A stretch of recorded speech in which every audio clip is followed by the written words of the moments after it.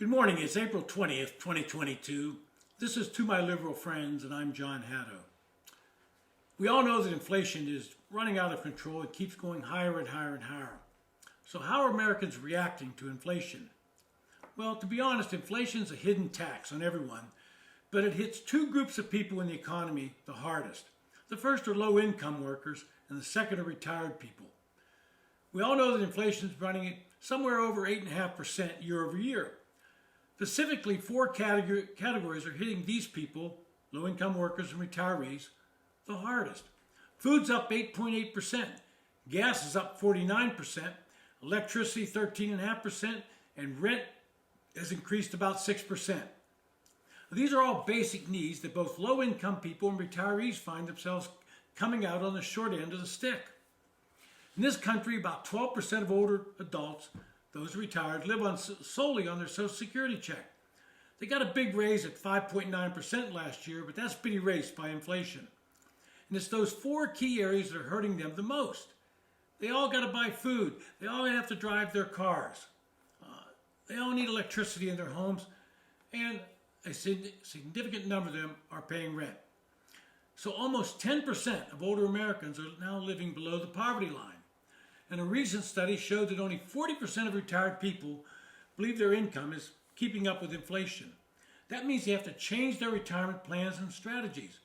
For many, they're going to have to withdraw more out of their retirement accounts now, further endangering them in the out years and raising the chances they're going to run out of money before they die. This is going to put them in a very difficult spot. For lower income people, the problems are even worse. The four categories I mentioned earlier, food, gas, electricity, and rent, are all core costs in their budget. As inflation drives these prices upward, they have little recourse to change their income. And for that reason, inflation actually runs a bit higher for this group of people than higher income people. Economists like to call this inflation inequality. And this is because so much of their income is spent on basic needs and not discretionary purchases. Don't get me wrong, wealthier people are being hit by inflation, but most of them can withstand it a little easier. But if you listen to the Biden administration and the president himself, the economy is running on all cylinders and nobody should be worried. Jen Psaki loves to use numbers to totally confuse the public. Let me give you an example. She points out how many jobs have been created since the Biden administration took place.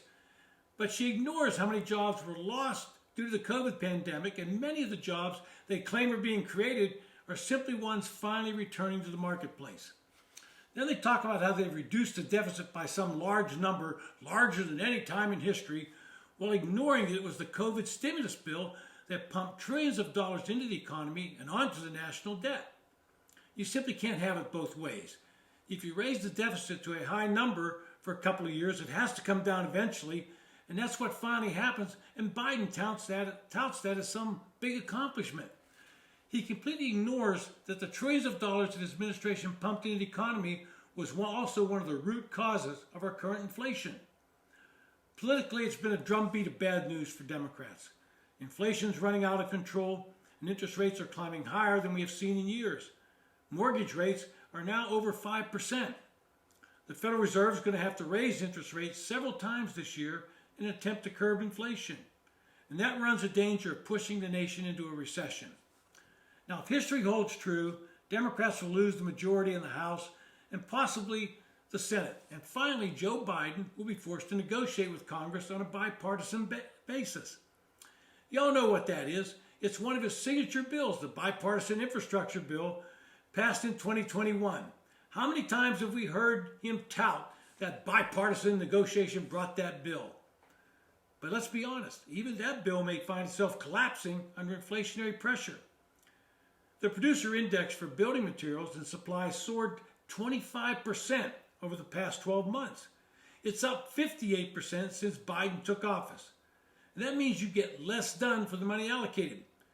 But it was a bipartisan effort. And it's funny how Biden forgets how things get done by negotiation. But then he forgets even the simplest things these days. And we all know, watching yesterday, he can't engage in a conversation with reporters without the Easter Bunny, or a staffer dressed up like the Easter Bunny, pulling him away so as he doesn't make another faux pas. This has been To My Liberal Friends. Thanks for listening.